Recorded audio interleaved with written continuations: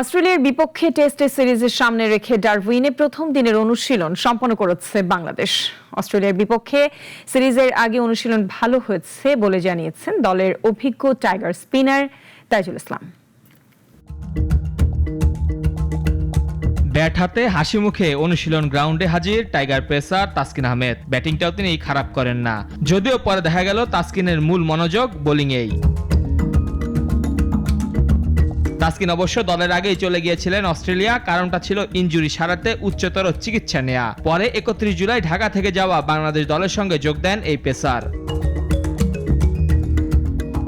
এদিকে রোববার রাতে অস্ট্রেলিয়ার উদ্দেশ্যে উড়াল দিয়েছে দলের আরও 8 ক্রিকেটার। বাকিরা সোমবার ডারউইনে প্রথম দিনের মতো অনুশীলন করেন। অনুশীলন শেষে দলের সবশেষ খবর জানান অভিজ্ঞ স্পিনার তাইজুল ইসলাম।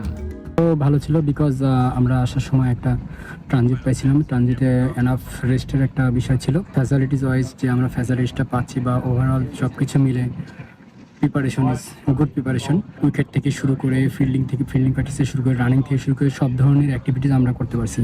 23 বছর পর অস্ট্রেলিয়ার মাটিতে টেস্ট সিরিজ খেলবে বাংলাদেশ। পরিসংখ্যান অবশ্য টাইগারদের বিপক্ষে। 2017-তে মিরপুরে একমাত্র জয় ছাড়া অস্ট্রেলিয়ার বিপক্ষে বাকি 5 ম্যাচেই হেরেছে টাইগাররা। এর মাঝে 3টিতেই পরাজয় ইনিংস ব্যবধানে। 13 আগস্ট ডারউইনে শুরু হবে বাংলাদেশ অস্ট্রেলিয়ার প্রথম টেস্ট, আর দ্বিতীয় টেস্ট 22 আগস্ট ম্যাকাইয়ে। তবে সিরিজ শুরুর আগে 6 তারিখে ক্রিকেট অস্ট্রেলিয়া একাদশের বিপক্ষে 3 দিনের একটি প্রস্তুতি ম্যাচ খেলবে টাইগাররা। মেহেদী হাসান মুন্না, নাগরিক।